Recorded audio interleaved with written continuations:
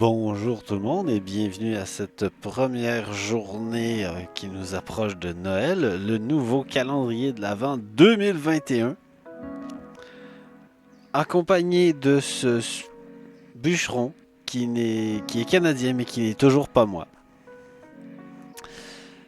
Pour cette première journée, je voulais vous parler de licence libre. C'est quoi exactement une licence libre?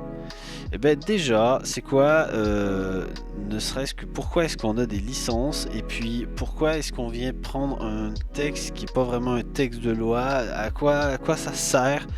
Ah, j'aurais tellement de choses à vous dire, mais bon, j'ai fait des essais déjà et mon but c'est pas de vous faire des vidéos de 15 minutes le matin, le but c'est de faire des vidéos plus courtes. Alors, pour faire très court, il existe ce qu'on appelle des œuvres de l'esprit. Toute œuvre créée par un esprit humain qui soit perceptible. Perceptible, ça veut dire qu'il n'est pas juste dans la tête de quelqu'un, ça veut dire que ça va vraiment être quelque chose qu'on peut percevoir. Que ce soit écrit, que ce soit une vidéo, que ce soit enregistré, peu importe. Mais il faut que ce soit perceptible. Une fois que l'œuvre est créée, qu'est-ce qu'on fait avec? On peut la protéger avec une licence. C'est-à-dire que le droit déjà prévoit de protéger les auteurs des œuvres de l'esprit. Point.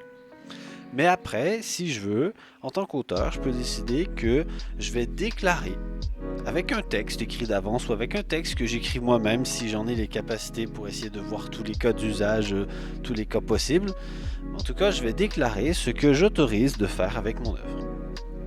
Si vous voulez prendre l'exemple des Creative Commons, il est possible d'autoriser ou non de devoir citer l'auteur, d'obliger ou non de devoir citer l'auteur, d'autoriser ou non de pouvoir réadapter, modifier l'œuvre, et puis d'autoriser ou non de devoir redistribuer dans les mêmes, avec la même licence ou non. Pour ce qui est d'un logiciel, c'est un peu plus compliqué. Pour ce qui est d'un logiciel, il y a de l'historique et tout le monde n'a pas nécessairement le même avis. Et quand on regarde la liste, la liste est plutôt là. Quand on regarde la liste des licences, c'est long. Il y en a beaucoup. Alors, les licences, qu'est-ce qu'elles définissent?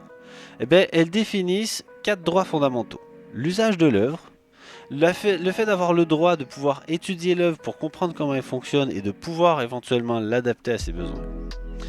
Le fait de pouvoir le modifier, soit pour l'améliorer, pour l'étendre, pour transformer. Donc adapter et améliorer, c'est pas tout à fait pareil. Et puis le fait de pouvoir redistribuer l'œuvre. C'est-à-dire que si je suis en train de créer un logiciel qui va inclure certaines librairies, ces librairies elles sont protégées par des licences libres et ces licences doivent me permettre de pouvoir redistribuer ensuite mon logiciel sous une certaine forme, peut-être en m'obligeant à ce que si la librairie était protégée par une certaine licence, moi je suis obligé d'avoir une licence libre, ou peut-être même exactement la même licence libre. Je vais pas aller dans tous ces détails, on va plutôt se concentrer sur mais quelle licence choisir. Alors avant ça, déjà la grande question, mais pourquoi est-ce que c'est la tête? Pourquoi est-ce qu'on met pas tout dans le domaine public en fait? On ne met pas tout dans le domaine public parce que le domaine public n'impose absolument aucune limite. Il est possible de commercialiser votre travail si vous décidez qu'il est dans le domaine public. Si vous déclarez cette œuvre est dans le domaine public, faites ce que vous voulez. À partir de là, bon déjà la loi en fait, on peut pas aller au-delà de la loi, donc vous ne pouvez pas juste le déclarer, c'est pas suffisant, mais n'empêche. À partir du moment où vous dites avec un document, avec une preuve, avec quelque chose de tangible et de vrai, vous dites que votre œuvre est dans le domaine public, les gens feront bien ce qu'ils veulent avec. Donc on prend la peine quand même de choisir des licences. J'en ai retenu 3 que je vois souvent, 3 que je trouve adaptées, 3 que je trouve cohérentes. La licence GPL. La licence GPL, c'est, je pense, une des plus anciennes, en tout cas une très restrictive, qui permet de faire ce qu'on veut pour ce qui est des droits fondamentaux, mais qui, il me semble, et j'espère que c'est encore le cas pour la version 3, demande dans certains cas à ce que quelque chose qui est sous licence GPL soit aussi... Pardon. Une librairie qui est utilisée sous licence GPL dans un logiciel, par exemple, impose à ce que le logiciel soit lui aussi sous licence GPL. En gros, c'est ça. Il y a un effet de tache d'huile. Il y a un effet... Moi, je veux créer du logiciel libre partout, donc je m'arrange pour que tout ce que je crée en logiciel libre, si ça intéresse les gens, ils vont adopter la même licence que moi ou une licence compatible. Donc, on essaie de faire en sorte que le logiciel libre soit le plus répandu possible avec le GPL. Je vous la présente, elle est courante, mais je ne m'en sers pas. Je me sers plutôt du MIT. Le MIT est beaucoup plus permissif. La licence MIT, donc celle qui a bien été faite par le Massachusetts Institute of Technology, la licence du MIT, elle est faite pour, en gros, déclarer je ne propose pas de garantie sur mon logiciel, vous vous débrouillez avec.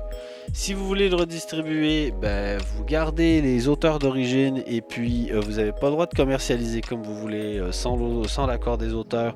Bref, ça pose des limites, mais ça dit faites ce que vous voulez avec, adaptez-le comme vous voulez, conservez cependant la même licence et vous ne pourrez pas commercialiser comme ça vous chante.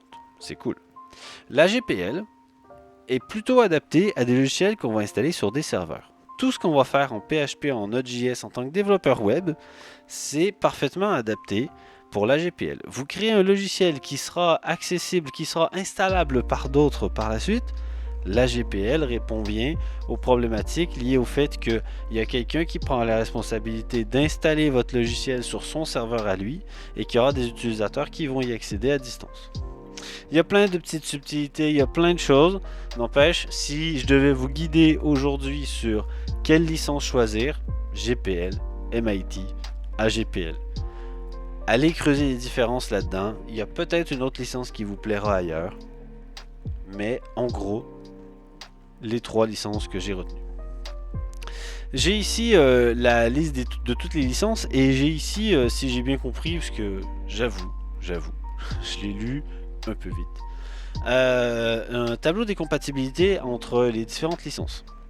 Et il existe des incompatibilités entre certaines licences. Il y a des licences trop permissives qui, avec une autre licence à côté, font que poup, ça marche pas. J'ai plein de choses à raconter là-dessus. Je vous dis juste, faites attention. Vous allez peut-être découvrir que à certains moments dans l'histoire, comme par exemple à un moment donné où Mozilla et Debian ne se sont pas bien entendus à propos de la distribution de Firefox, et que le nom Firefox, autant que le logo, n'était pas réutilisable, mais le logiciel, lui, l'était. Quelque chose du genre. Je ne m'attarde pas sur le sujet, mais il y a quelque chose d'intéressant avec ça. Vous irez chercher Iceweasel. Iceweasel, c'était un petit navigateur web, un navigateur web qui était en fait la même chose que Firefox, renommé par Debian. On a un petit renommé par Debian à partir de Mozilla Firefox. L'histoire est plus longue, plus compliquée que ça, mais c'est quand même des histoires d'incompatibilité et de mésentente sur les droits et sur les licences. Voilà, ça clôt notre première vidéo de calendrier de l'Avent. Merci pour votre écoute et on se retrouve demain pour la deuxième vidéo. Bonne journée à tous.